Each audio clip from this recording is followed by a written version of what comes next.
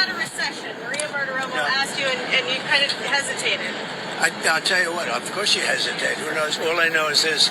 We're going to take in hundreds of billions of dollars in tariffs, and we're going to become so rich, you're not going to know where to spend all that money. I'm telling you, you just watch. We're going to have jobs. We're going to have open factories. It's going to be great, and the plane is landing. And We gotta go. thank you for a lot of good questions, okay? How he ended that is funny. But should we trust Trump? Well, the truth is we have no choice. But there is some things to look forward to. We're going to compare him to Ronald Reagan. And we're also going to look at just some interesting things. But we're going to start with this Illuminati card game. I told you to go down the rabbit hole before. And also, if you're not subscribed, you need to subscribe because you're going to like the next video I do. I wanted to do that, but I was like, no, let me just do this one first. But the next one I drop is going to make you bullish. Trust me, watch. But, so we see Obama here. Illuminati card game, 1996. Backlash. Obama did receive a lot of backlash. And you got the imposter, which is obviously Joe Biden. I mean, you see the blue. It looks like an old man, a blue Democrat, Joe Biden. And as you can see here, he's wearing like a mask, which Biden was accused of many a times. Like look at this dude. Now, if I had a picture, I would show you, like, this is not Biden, but watch this. Who was not very crazy about African Americans when he got here. He was always a guy who was not very crazy about African Americans when he got here. He was always a very conservative guy who was not very crazy about African Americans when he got here. He was always... Hey, yo. But yeah, so we got that.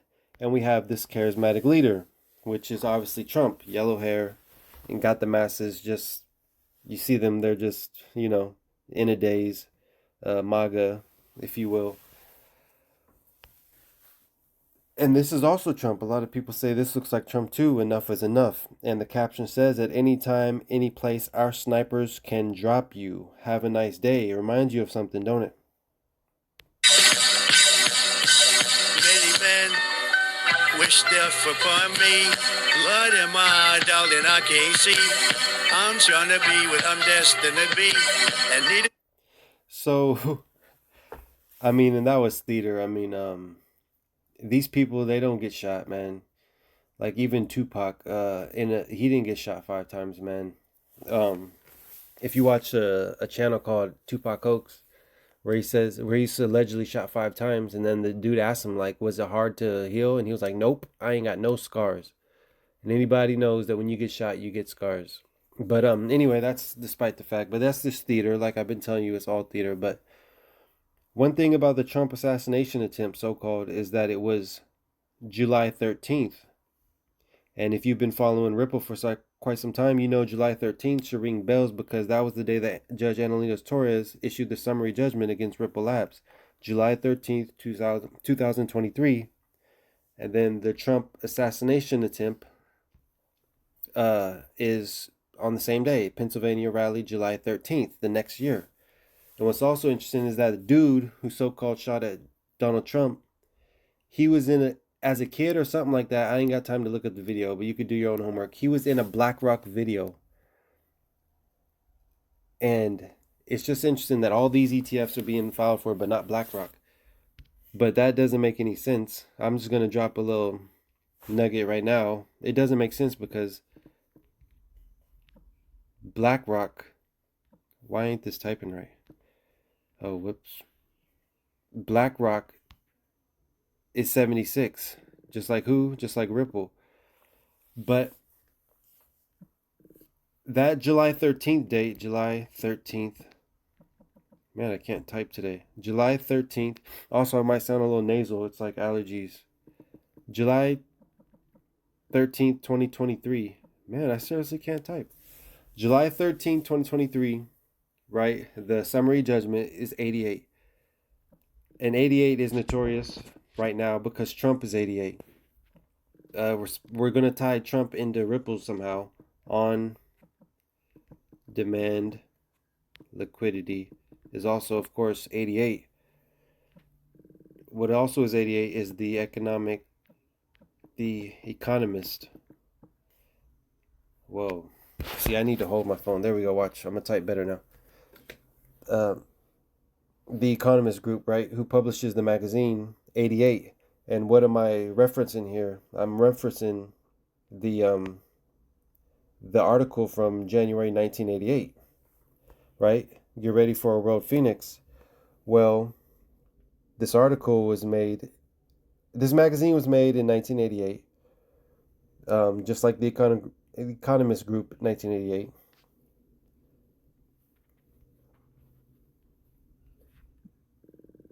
Global,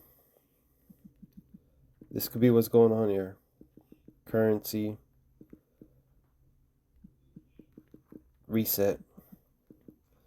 So global currency reset is also 88. But speaking of dates, I'm going to show you another date, another important date that should make you bullish.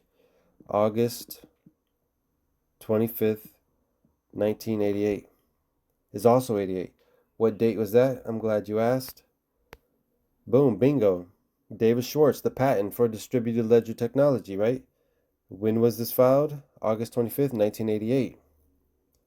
So you can see here there's a lot of 88s here. When was it accepted, or the date of patent? I mean, June 18th. That ought to not equal 88 too, right? I mean, hey, numbers don't lie. Men lie, women lie, numbers don't lie. June 18th, 1991. I mean, why does it equal 88? So there's that. Another Illuminati card is, and this is kind of wild if you think about it. Let's pause on this real quick. David Schwartz puts out a patent for a distributed ledger. A multi-level distributed computer system for distributing processing preferably includes a plurality of personal computers. Basically, distributed ledger technology in 1988. So, Ripple's up to some stuff, man. But another card is a chicken in every pot. And this one always got me because let's just look at this, okay? New World Order, okay, of course, we know they're headed towards a New World Order. But chicken in every pot. World trade is thriving. Everybody is rich and happy. Increase the power of all banks and all coastal places by 2. Decrease the power of all violent groups by 1. This card replaces any blue New World Order card in play. Blue, Democrat. So this is some sort of Republican, red, party that's going to do this. How do we know? How else do we know? Chicken in every pot was a Republican campaign slogan of the late 1920s. Right? Just like Donald Trump, just like Ronald Reagan. I believe Reagan was a Republican. Anyway, it doesn't matter, but the slogan of the 1920s, the slogan is often incorrectly attributed to Herbert Hoover.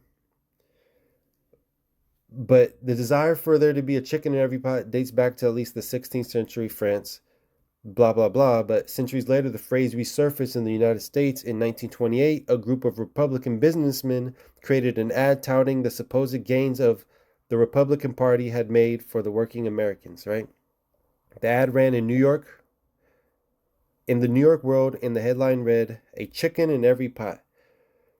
The Republican Party isn't a poor man's party." So, and this led to the 1920s, which led to the Roaring Twenties. What was the Roaring Twenties? Refers to the 1920s decade. Music and fashion, as it happened in Western society and Western culture, it was a period of economic prosperity with distinctive cultural edge in the United States and Europe. Chicago, Buenos Aires, London, Chicago, Mexico City, New York City, Paris, Sydney. Right? So basically, this was the time when the stock market was flourishing. Right? Yeah. The golden 20s, the decade was coming fast to an end, right?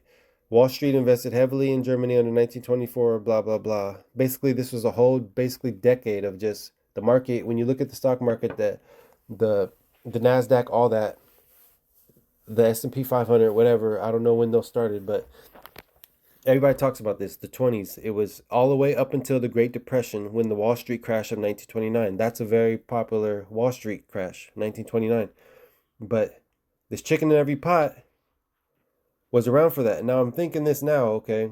This Illuminati card game came out in 1996. So this is the future, their so-called prophecy on the left-hand side. This is coming again. World trade is thriving. When is this coming? When did this happen after 1996? The dot-com bubble in 2000, where everybody, any company who just put .com on in their name, the prices was overly inflated for no damn reason. It sounds familiar, don't it? Just like any stupid coin out there can get launched and then have $1 billion market cap. Are you kidding me? So the crypto bubble is just like the .com bubble, where, and interestingly enough, Michael Saylor was the biggest loser out of there. And that one was crazy. He lost like I think 6 billion during the .com bubble, and now it's no coincidence he's telling everybody to buy Bitcoin. As you guys know in my channel, I'm not a firm believer in Bitcoin. Do I think it'll always be like a relic, like have some value? You know, nostalgia, the first coin, of course. But as far as making moves on the world center, that's why Trump put out XRP first. They always put things out there. The first text he did on that True Social or whatever was XRP. And we're tying XRP in with Trump right now. But you know what we have to do? Let me see if there's anything else here. You know what we have to do? A chicken in every pot. Chicken in every pot. World trade is thriving, right? A chicken in every pot. It actually says chicken in every pot.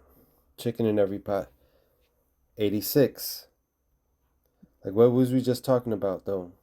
Before, yeah, what was we just talking about? Great Depression. Also 86. Like Crash. 86. Like Black Swan. Why am I going there? 86. The chicken in every pot. That's like a booming economy, right? World trade is thriving. Everybody's rich and happy. Didn't Trump just say we're all going to be rich and happy? Well, I went to Grok. I asked him.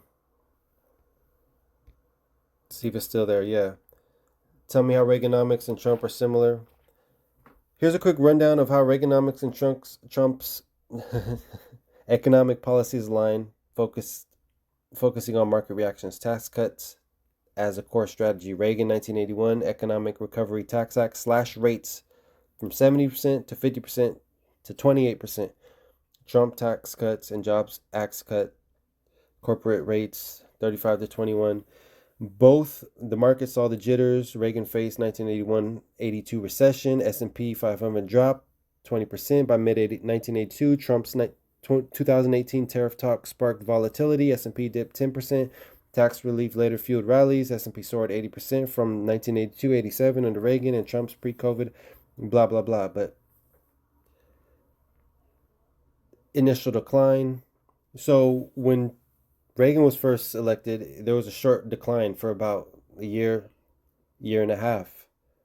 And then after that, it just led to almost a whole nother decade. Actually, it kept going. The market kept running all the way until the dot-com bubble. So you're talking about 1 to 2 years of a slight crash during 1981-82 for 18 years of bullishness. You kidding me? We can't think short term. And mind you, this is a different world than back then. The recovery is going to be way faster than a year or two. It's going to be a V-shaped recovery. I'm telling you guys. All right, we're dealing with crypto. The world's faster. We got the internet. Everybody's connected on these devices. All it takes, like I said in the last video, all it takes is one tweet from Trump. All it takes is them to say, oh, we reached an agreement, tariffs, United States, Canada. Wow. Anyways, but back to chicken in every pot, right? Black Swan, chicken in every pot, 86. What I wanted to show you was that, yeah, of course, Ripple is 86. We're going to get there. But as far as chicken in every pot, and we're talking about this economic boom and these years of Trump will definitely be bullish. What comes after that? Well, The Simpsons pretty much told us. 96, 1598, 1600. Sweet. Excellent question. Yes, I am proud to be America's first straight female president. Helen? Wasn't I wearing a hat? Yes, you were. Now, in conclusion, my administration will focus on the 3 R's. Reading, writing, and refilling the ocean. Writing is a W word. That's crazy. Thank you very much. Who does that sound like? We're going to get to it. As you know, we've inherited quite a budget crunch from President Trump. How bad is it, Secretary Van Houten? We're broke. The country is broke? How can that be? Well, remember when the last administration decided to invest in our nation's children? Big mistake. The Balanced Breakfast Program. Hey, I just thought of something. Invest in our nation's children. Wasn't the Biden party really big on trying to get kids to change their gender and all that? But anyways, it's funny how she said the 3 R's and one of the R's was writing, because that sounds like something Kamala Harris would say. Kamala Harris, 86. Boom, bingo. But before that, we can expect green, 86, because we are dealing with Ripple, 86. And as utility, as Bitcoin falls, we can expect a crypto utility run, 86. Will it make America great again? MAGA, 86. What will be the catalyst for this? Regulatory clarity, 86. Don't forget that as soon as we get regulatory clarity, that's when institutions and all the big money, the banks, can come in. That's what we're looking for. Retail is exhausted. They can't push the price up no more. That stablecoin legislation also, yeah, that's another video, but even Bank of America said they're going to issue their own stablecoin. Like, can you imagine if all these banks have their own stablecoin and they put it on the XRP ledger, and we already know that RLUSD burns XRP? Small amount, but what if all these stablecoins are on the XRP ledger? I'm just saying, I'm just thinking here. What if all these projects in tokenized assets and tokenized, gold and all this is being used on the XP ledger? What happens to that price when the burn rate is this crazy, what people are sleeping on? And that's for another video, but that burn rate is no joke. The Phoenix, it comes from the ashes of fiat, but this will also lead to great wealth transfer.